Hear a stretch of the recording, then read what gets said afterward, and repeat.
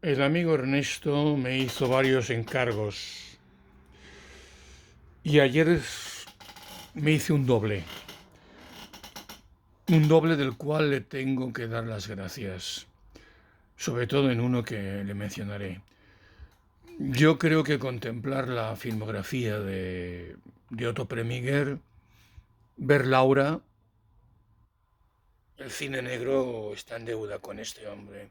Laura es del año 1944, por ejemplo, Ángel o Diablo, Cartas envenenadas, Cara de Ángel, Río sin retorno, Carmen Jones, El hombre del brazo de oro, Buenos días, tristeza, Anatomía de un asesinato, de es la que diré cuatro, Éxodo, El factor humano fue la última. Estamos hablando de un clásico de Hollywood que podríamos decir que es un pionero de lo que se podría llamar el cine independiente. Preminger siempre tocó, la crítica lo vapuleó en algunos momentos, se dividió.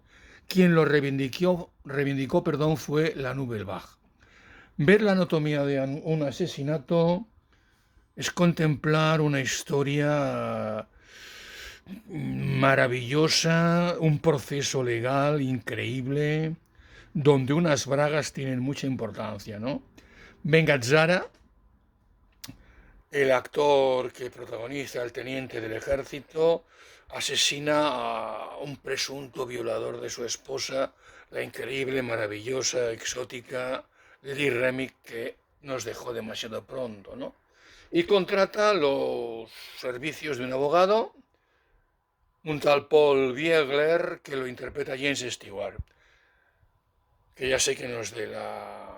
Stewart no es de la devoción de Ernesto a nivel político, pero no me negará que como actor ha hecho grandes papeles, ¿no?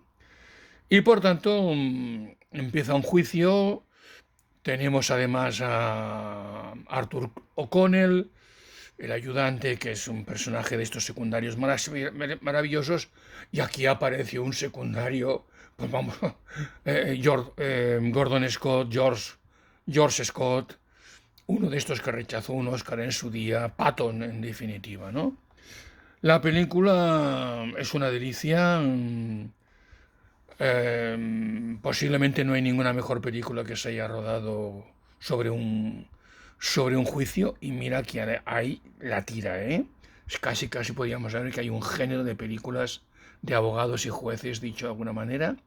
Tiene tensión, tiene unos diálogos maravillosos, increíbles, y estamos hablando ante una obra maestra sin paliativos, sin lugar a dudas. Toda la historia es astuta a la hora de la narración, equilibrada. Tenemos a Preminger por un lado, tenemos a Duke Ellington, que incluso hace un cameo tocando el piano con James Stewart en un local. El jazz es muy importante en la banda sonora y realmente es una película para ver, disfrutarla, verla de vez en cuando. Es estimulante e inquietante. Y la otra que me vi en la doble sesión, que incluso tuve lágrima estética, es El Cardenal, del año 1963. Ojo Ernesto, que me vi dos películas seguidas de casi 3 horas las dos. Aquí la historia es de un sacerdote de Boston que comienza a ascender en la jerarquía eclesiástica, tiene una serie de cualidades y una serie de padrinos o de mentores, y tiene también una serie de problemas personales. La película toca momentos de la Primera Guerra Mundial, históricamente hablando somos conscientes, y después toca momentos de la Segunda Guerra Mundial, ¿no? Y es interesante porque plantea problemas de conciencia, ¿no? Este sacerdote convencido hasta que hace un espacio de prueba para entendernos, que hay un momento en que tiene que decidir entre la vida de un feto o la vida de alguien, lo dejo ahí. Es un tema, y yo no creo que de manera frívola pueda decir blanco o negro, sino es un tema de conciencia, y sobre todo cuando las conciencias son delicadas. Yo creo que esta película, juntamente con Las sandalias de un pescador, te hablan mucho de la diplomacia vaticana, de la trama vaticana. Y en este caso, una vez más, aparece siempre un cura que redime a otro en el sentido que es el clásico cura en una parroquia dejada de la mano de Dios, apartada, pobre, sencilla, un hombre austero. Por cierto, dentro del reparto aparece John Huston, aparece Romy Schneider, Ralph Balone, aquel que confesaba en la tercera parte del Padrino a Michael Corleone, ahí está, pues ese que llega a ser papa en la tercera parte del Padrino, pues ahí está. Yo tuve lágrima estética, mi querido Ernesto, cuando la vi. Sobre todo cuando cantaban el Te Deum laudamus Domine, el Te Deum. Tuve lágrima estética. De repente se me resucitó todo un pasado y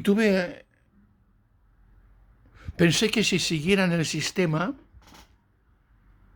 con la edad que tengo, podría seguir haciendo cosas, siendo útil, pasándolo bien, no teniéndome que preocupar ni del recibo del agua de la luz, ni de lo que voy a comer, ni de dónde voy a cenar, porque todo eso está solucionado, ni dónde me voy a morir, porque ya sé el nicho o el panteón que tienen en Santa María de las Avellanas, allá cerca de Balaguer.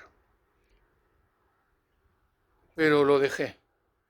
Es decir, de repente me ha venido todo una olor a incienso, metafóricamente hablando, de esta película.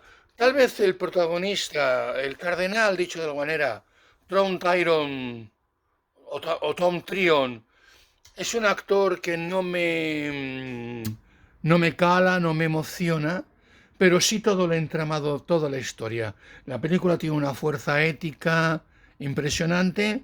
Hay que contar de que la película se hace en el año 1963 la producción, pero está narrando desde 1914 hasta 1950 para entendernos un largo periodo. Y eso te hace reflexionar, porque no es lo mismo, evidentemente, el cardenal Jorge Bergoglio alias Francisco que el cardenal Ratzinger alias Benedicto XVI, por no hablar de aquel personaje, cardenal Boitila alias Juan Pablo II. Digo en cuanto al contexto social y demás. Son dos películas para ver. La Nouvelle Vague reivindicó, como reivindicó a Hitchcock y a otros, Truffaut, Romer, Godard, Chabrol, toda aquella gente que después se dedicaron a la dirección, reivindicó la figura de Otto Preminger. Y ver el cine de Otto Preminger parece ser que hay un momento que perdió el interés por las películas y tenía más una facción, una faceta de productor, dicho de alguna manera. Y además tocaba siempre temas, entre comillas, espinosos, eso que se dice no políticamente correctos, lo tocaba de forma independiente, se desvinculó. Este es uno de los, juntamente con Lubitsch, Billy Wilder y alguno más que la memoria ahora no me viene, alemanes y austriacos en este caso, que cuando olieron lo que se avecinaba, la época del maléfico Tercer Reich, se marcharon a Estados Unidos y aportaron a Hollywood lo mejor de sí mismos. Ver un Preminger es siempre una delicia. Si no todas, tiene obras maestras. La cámara la coloca como si fuera un bisturí, es decir, la deja ahí, acompaña, nunca es protagonista, va siguiendo la historia, los personajes, la dirección de actores. En fin, es una delicia. Me has hecho pasar una tarde, no, una noche sentimental, nostálgica, intentando hacerme algunas preguntas y me voy a guardar las respuestas. Gracias Ernesto y gracias a todos por la paciencia, que siempre es muy generosa conmigo.